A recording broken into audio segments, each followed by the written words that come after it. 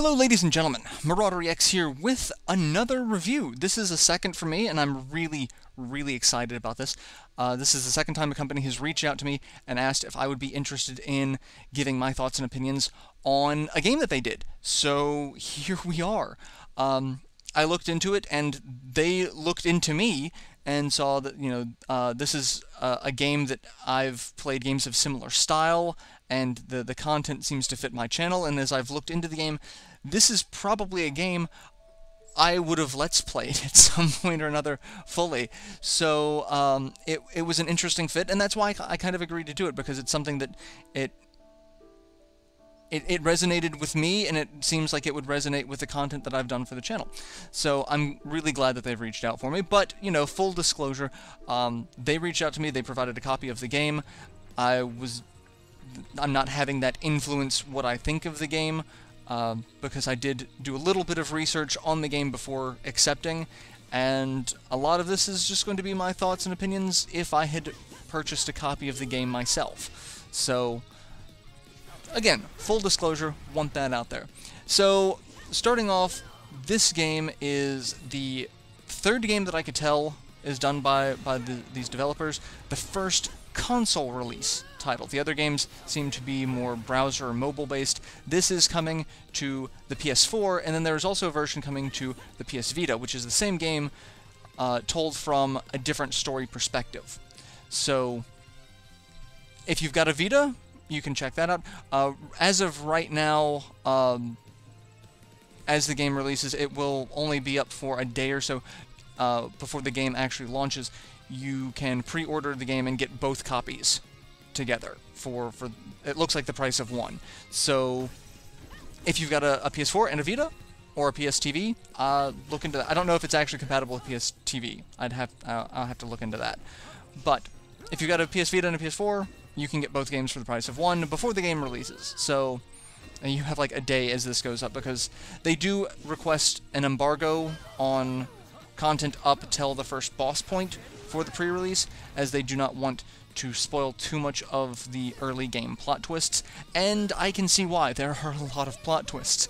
So we'll get into that as I go through the review. So starting off the gameplay. Gameplay really revolves around the core combat mechanic. Combat is the bulk of the game. The secondary piece of the game is a choice system that happens in between rounds of combat.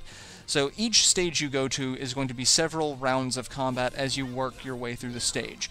And then in between each round, fighting different groups of enemies, you are asked to make choices. And these choices can affect the rest of that particular stage of combat, but then some of them will also change things outside of combat. I don't know if they can affect what spoils you get from beating that particular stage, but I do know that they have a direct effect on a morale system that seems to be an overreaching system throughout the game, where the higher your morale, the more HP your heroes recover in between rounds of combat. So the higher the morale, the more HP you get. The lower the morale, the lower HP you get. The problem is, when you are presented with choices, you're presented with 3 choices. You don't know the effect of the choice until after you make it. Doesn't say if it's like, you can kind of guess that if the choice sounds a little dark, that you can kind of assume that it's going to be have a negative effect on morale, but you won't know for sure until after you make that choice. So a little nebulous on that, but it's interesting, because you make the choice that you feel is going to be either the best for your current situation in combat, or the choice that you think might provide the better morale for a long-term gain. And since the choices can range anywhere from giving specific characters stat bonuses with trade-offs, some of them are going to get like increased speed while decreased HP, or increased attack while decreased speed. There seems to be a balance between them, so there's not really you're going to pick the best choice for every situation. So the choice mechanic is interesting, but it's more of a secondary to the combat. The combat itself is very in-depth, I will say, and that can be a double-edged sword because it means that the learning curve for combat can be really steep, especially for people who've not played a style of game like this before. The closest I can relate it to is something similar to Grand Kingdom, and that's the thing about this game. It seems to draw on a lot of inspiration from various games, and it's like if all these games got kind of put into a blender. So there's mechanics drawn from Odin Sphere, Grand Kingdom, Valkyrie Profile, and kind of, like I said, put all together.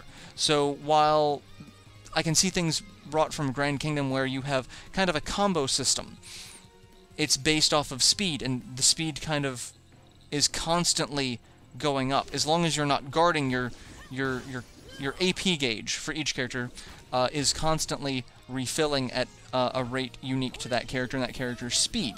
So you're always able to kind of take turns, but your turns and the enemy turns are also happening at the same time.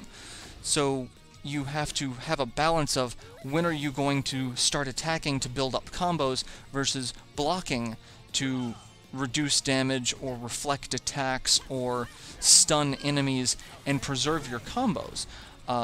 Because if you just block, your combo will be reset.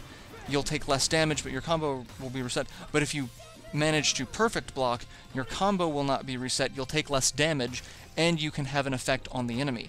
So if a ranged enemy attacks you and you manage to perfect guard it, you can reflect the damage back to them, you'll regain AP for your various characters, and you take less damage. So it's like you have 3 effects for a perfect guard. But the problem with that is the more enemies and characters you have on screen at a time makes combat just a hectic melee, making it very difficult to time certain actions because you're having to pay attention to so many different things, and getting the timing of your own attacks down versus the enemy attacks, and it's hectic is the best way I can describe it. It's not bad because it does allow for a lot of depth. You can start a series of combos and then wait for an enemy to attack that you know is going to attack, perfect guard, regain your AP back so you can continue that trend of combos. And combos are a very effective and very important part of combat because you get damage modifiers for them. There's a combo gauge at the bottom of the screen that once it reaches its full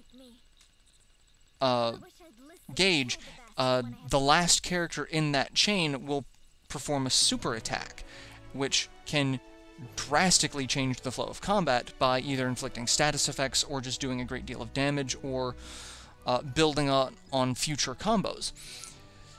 But the problem is, you can also be stunned in the middle of an attack. Enemies can also be stunned in the middle of an attack, but it seems more detrimental when it happens to you than when you do it to an enemy. So if you are in the middle of an attack and another enemy comes in and attacks before your attack animation finishes, they can stop your attack, which means you take damage, your attack doesn't go through, and you've lost the AP for that attack. So it greatly discourages button mashing. But it also becomes very hard to keep track when you've got, your 4 heroes on screen at any given time, and then anywhere between, 2 and 5 enemies that you could be going against that all have various effects. Like you could be going against a couple of ranged units, a couple of melee units, a couple of casters, or, heavy defense units that you don't know when they're attacking or defending, because their animations seem very specific for the same thing of, picking up a shield, and are they going to hit you with it, or are they going to slam it back down and provide a defensive bonus for all of the people behind them? So it takes a lot of what's going to happen, learning enemy patterns, learning enemy animations, so that you know when the best time to attack would be. The AP system is very interesting because, like I said, you're constantly building up AP, meaning your attacks can keep chaining depending on your character's speed almost indefinitely. Each character gets a max of 3 AP by itself, and then there are special properties either based off of the bottom of the screen combo gauge that can add extra AP, or perfect guards adding extra AP, or special all-out attacks that do not consume AP at all. You can kind of chain certain characters for tons of combos, and since characters by themselves can kind of keep comboing off themselves, and other characters that aren't being used, as long as you're not guarding, are building up AP, the potential for limitless combos is just astronomical. The only thing that limits your combo capabilities are if your combo is reset by taking damage from an enemy. So it really does boil down to paying attention to how your enemies function, what their animations are, what their effects are, so that you can learn the system. Like I said, the learning curve can be a bit steep for people who've not played this particular type of game before, but once you start to get the hang of it, it becomes a little more free-flowing and easier to understand. There's still going to be moments where you feel like everything's just coming at you very hectically, but it's not something that will completely destroy you if you get a little flustered and lose a combo and start trying to mash buttons to get back to that point. It's not going to be the instant death of you, but it means that you could take a fair bit of damage. And if that happens during a boss fight, there's a good chance you might have to repeat the boss fight. But it's not overly painful, it's not overly punishing in most situations, to where you can't recover and learn from your mistakes. And that's, like I said, that's the base of the game. There's not going to be a lot of exploration. You're not going to be exploring towns. You're not going to be exploring villages, looking for extra stuff, which I know some people are going to see as kind of a bare bones, but given the complexity of the combat mechanic system paired with the choice mechanic system, I feel that that's going to bring a lot of interesting gameplay styles, and that I think is going to be the backbone of the game, rather than, do I want to explore this town and see if I can find all the hidden items? It's like, can I get items from various choices? Is that going to be the best choice, or is something else going to be the best choice, leading into the next round of combat and then the next stage of combat? So some people will look at it and see very bare bones. Some people are going to look at the complexity and the depth of the combat system from more of a fighting game mechanic and see the depth of the game there rather than the depth of the game in the rest of the world. I do feel that the rest of the world could have been fleshed out a little bit more. I would have loved to have, like, even just filler sections where I get to wander around a town and talk to the people I want to talk to, rather than kind of talking to random people, feeling that that part of the story may feel a little forced. But as far as the graphics go, the graphics are actually, it's a very unique style, again, drawing a ton of inspiration from games like Grand Kingdom and Odin Sphere. They've got that kind of high quality, very detailed, but papercraft type style, where character animations seem very fluid, and they have certain points of movement and articulation, especially in combat, but it seems it's not, like, exceptionally...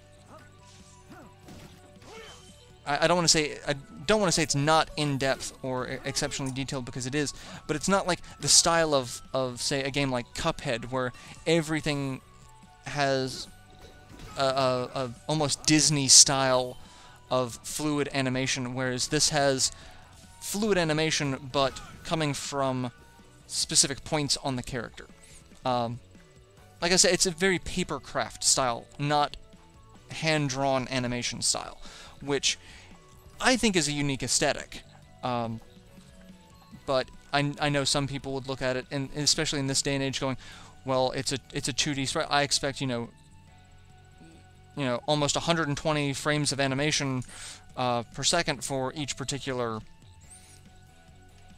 combat animation. That's not going to be the case, but it is still very fluid. It is still very detailed, to the point to where when you're seeing characters take actions and the actions are overlapping, it's just, again, it's a melee of things happening. And I don't feel that this particular art style detracts from that in any way whatsoever. But because it's not, a ridiculously hand-drawn style like, say, Cuphead or Indivisible, I can see some people being put off by it. Personally, I think it's an interesting aesthetic choice.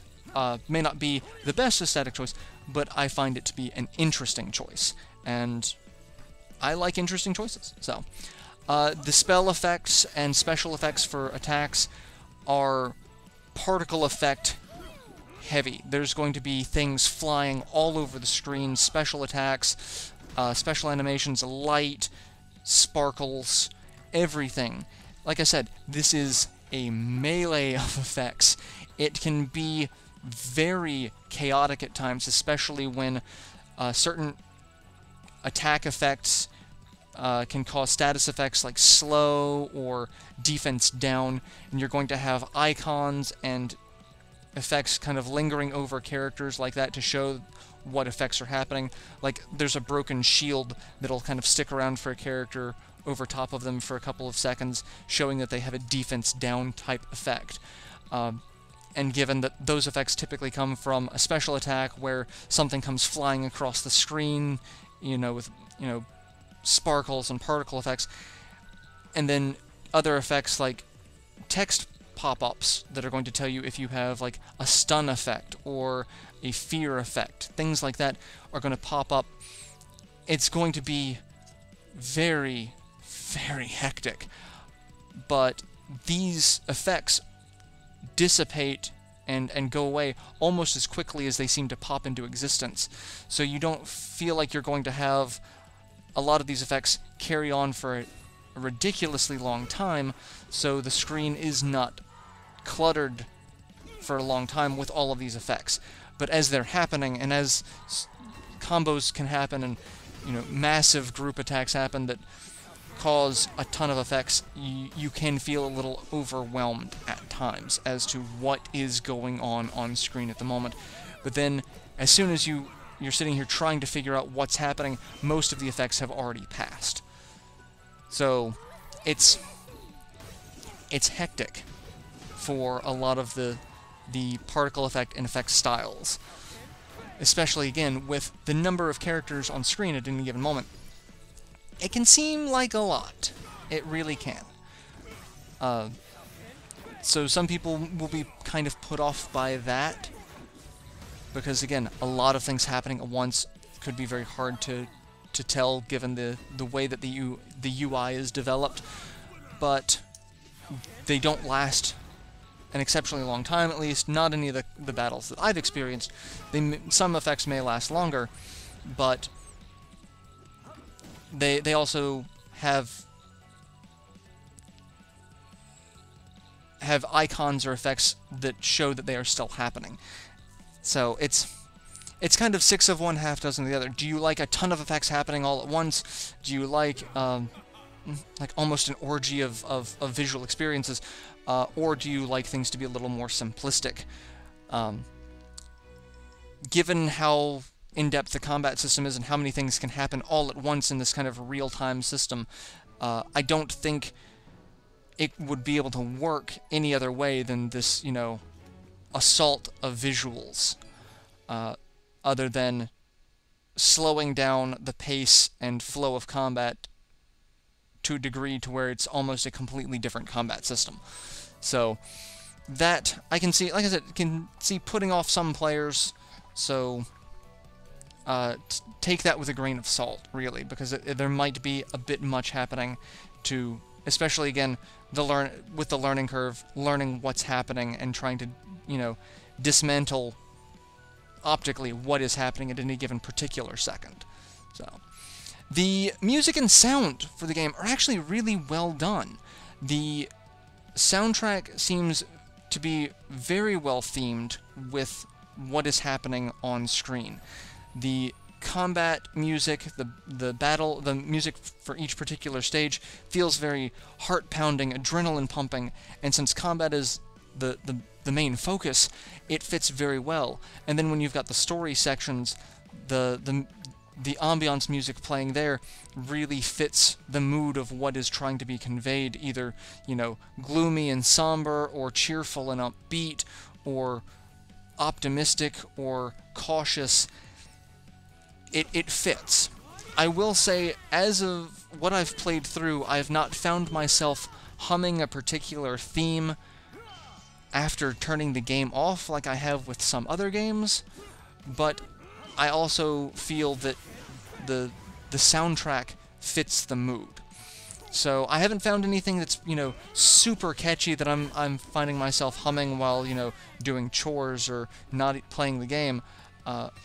I don't feel that the music is out of place by any stretch of the imagination. The sound effects and the voice acting fit that as well. I've played games where I've heard a particular sound effect from another game that's been slightly modified, and it's very jarring for me hearing that sound effect in either another game or another show, because all I can think of is where I've originally heard that sound effect. The sound effects for this game, I've not had that experience. I've not been like, I've heard this in another game, and then that one particular sound effect is completely out of place for me, because all I can think of is the other game or the other media that I've experienced that with. So, the voice acting also, this is a point of contention for a lot of people. A lot of people really dislike English voice acting. This game was developed in English first. It sounds like that they are talking about possibly bringing it to Japan. So, like, English is its native language, but I know people are very particular about English voice acting in a lot of things, especially games with this particular style that look kind of Japanese fantasy influenced, but I feel the voice acting is really well done. The characters don't feel out of place. It's not like a Working Designs game where you can tell the voice acting was done by people who worked for Working Designs, working on another part of the game, and they needed to save as much money as possible by having someone else in the office come in and record these lines. And it's nowhere near as bad as, say, the English voice acting for Shining Force 3 with, you know, Rise Phoenix or now for my Arctic Blast. It's nowhere near that level. It's not what you would think of as the professional the standard professional voice actors. Like, as far as I know, there's no Johnny Youngbosh, there's no Matt Mercer, there's no Vic Mignogna. I can never pronounce his last name. But the standard voice actors that you seem to find in everything, I have not encountered any of them. So these seem to be newer voice actors that have a very unique style, unique voice, not out of place, and so far all of the voices that I've heard for the characters fit the character. They fit what you would imagine the characters sounding like just based off of their visuals and their animations. So, again, I know it's a point of contention. A lot of people are going to be like, I hate English voice acting, just flat out. As far as I can tell, there's no other voice options, so it's English voice acted, but I don't feel it's terrible. It is far from the worst voice acting I've ever heard. I can't say that it's the best voice acting I've ever heard, but I do feel that it fits. It does fit the theme and style of the game. It doesn't seem out of place. And the story is really the last thing I want to touch on. There's only so much I can talk about, given the developers have asked for an embargo. The first day that we were able to put things up, which is where this is going up, is going to be the 17th. The game goes live on the 18th. So they've asked if anything goes up on the 17th as a pre-release, that they don't cover anything past the first boss. and I can understand why, as the game, as far as I have played through, I have not beaten it, I have gotten a decent ways into the game, is filled with plot twists. Even up until the first boss, there's a lot of, okay, what's going on? This seems a little weird. I don't know if I trust this. I don't know if I trust them. I feel like I should trust them, but if I trust them, are they going to backstab me? There is a lot going on for the theme of the story. There are a lot of tropes that seem to start off. It's very standard fantasy fare. Like I said, it seems very Japanese-inspired fantasy fare, like a Japanese take on... Like, Odin's Sphere is kind of a Japanese take on Norse mythology with, you know, vanillaware. Like the over-exaggerated, like, super muscles and things like that, and how the fairies are portrayed. This seems along those lines. It's a very stylized fantasy setting. Sword-wielding heroes, magic spells. The core of it is a princess being thrust into power after her father suddenly dies, and then having to deal with, now that she is in charge, there are other people vying for power. She's trying to rebuild her empire, trying to keep her empire from collapsing, while other people claim that they have more right to the throne, or just having a coup d'etat and wanting to take over the throne for themselves, even though they feel they might just want it more. They may not feel they are owed it or have earned it, but they just want it. And meanwhile, there's a magic talking book that is providing information, and you don't know where any of this fits. It's very much, from the first moment of the game, you are thrust into a situation. You have all of the anxiety, all of the mistrust, all of the uncertainty of being thrown into that situation of who can you trust now, who's actually on your side, who's going to try to backstab you. There's a lot to it, and so I can understand why they wanted the embargo up until the first day, but they were still allowing pre-release information. They wanted to get a taste of the game out, and I think playing up until the first boss gives you that taste. So I'm very curious to see how much farther into the game I get and how many more plot twists happen, because just right after the first boss is when probably 5 or 6 plot twists hit you all at once, and you're like, okay, I don't know how to feel now. I don't know what to think. Sure, let's keep going and see if I can kind of wrap my head around this. Can I make heads or tails of this before the next plot twist hits? So, just, like I said, even playing up to the first boss is going to give you a good taste of what to expect. There's a lot of friends turning foes, foes turning friends, and, like I said, a lot of uncertainty of who to trust, who to keep an eye on. So, I think the story, while it might have a ton of tropes, I don't think is necessarily a bad thing. I think it's an interesting take on a lot of these tropes, and I think it's interesting. It's interesting enough to make me want to keep playing.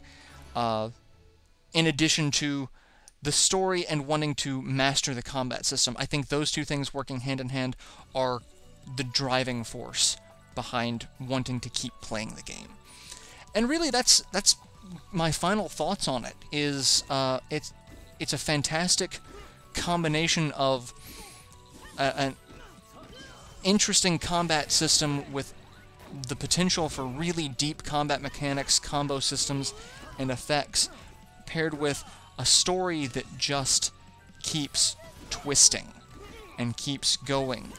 And those two things pieced together, I think, are more than enough to keep me wanting to play the game. All in all, I'm actually really kind of glad that they reached out to me to take a look at this game, because, again, being their first major console release, this game could have very easily gone under my radar. I could have very easily missed this game completely and never heard of it.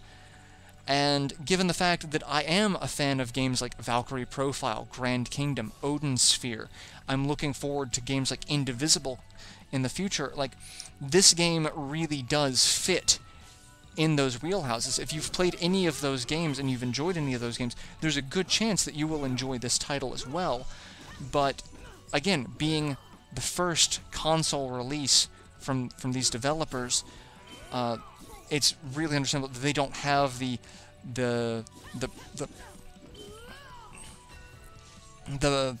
ad placement power, the ability to reach out to draw in an audience as well. And so, like, I'm really glad that they reached out to me, because again, this game fits my style of gaming really well, because I love those types of games, and a lot of my audience loves those types of games as well. So I think it's a good game on its own. It has a lot of potential. It's got a lot of merits.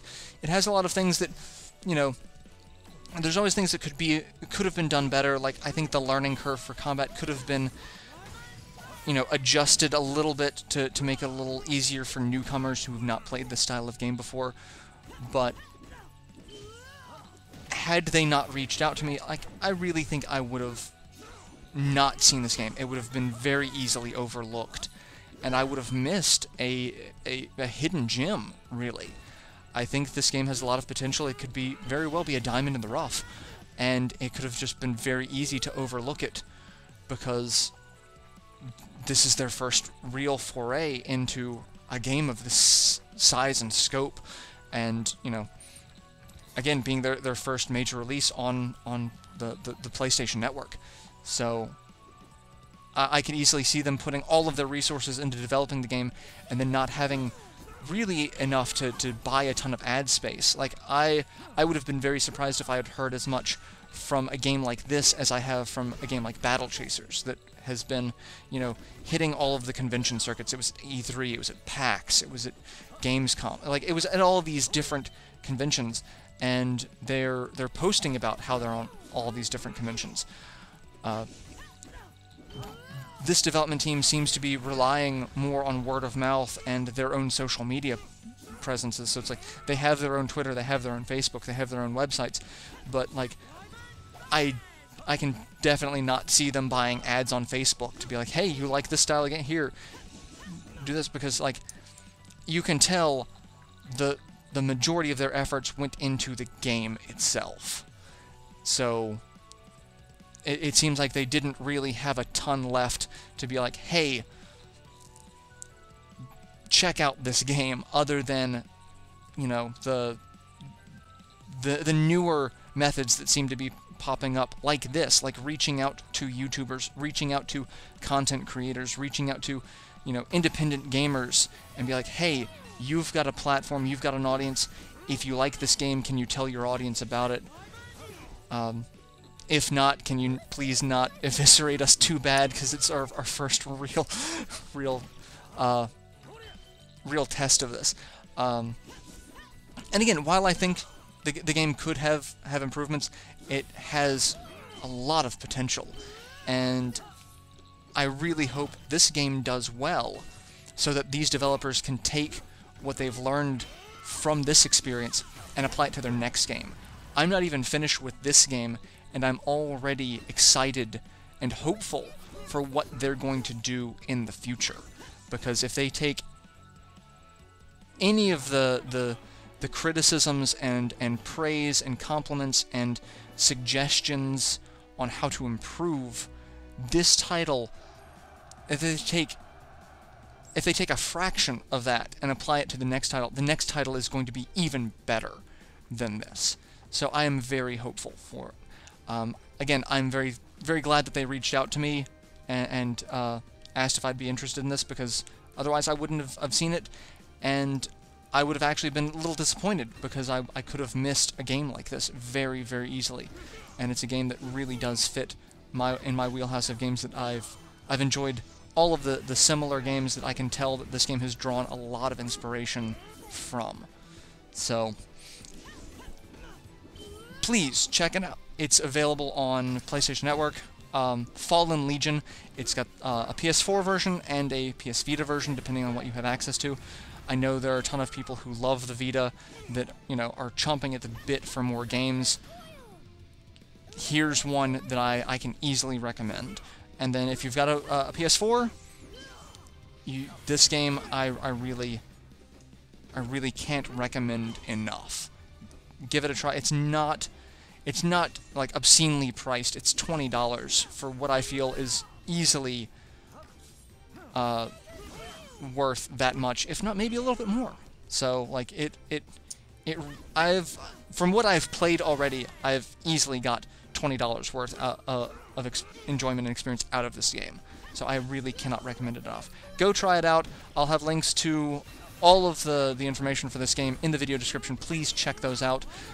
Go check out the developers, check out the game, see if it's something that you might like. Don't take my word for it, you know, alone. Like, I know every gamer has their own unique tastes. Some people may have liked Valkyrie Profile but hated Grand Kingdom, or may have loved Odin Sphere but hated Valkyrie Profile, or there's any combination thereof.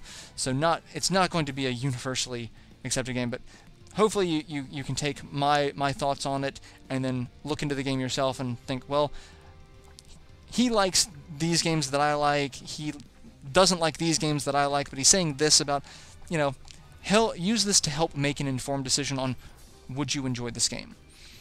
I can say I very much enjoy this game, and I'm really glad I got to experience it. So hopefully this helps you make an informed decision on your own on whether or not you'd like to try it. Like I said, all the information for it will be in the video description to go check out. Seriously, look into it. It's worth at least looking into. At the very least, please do that.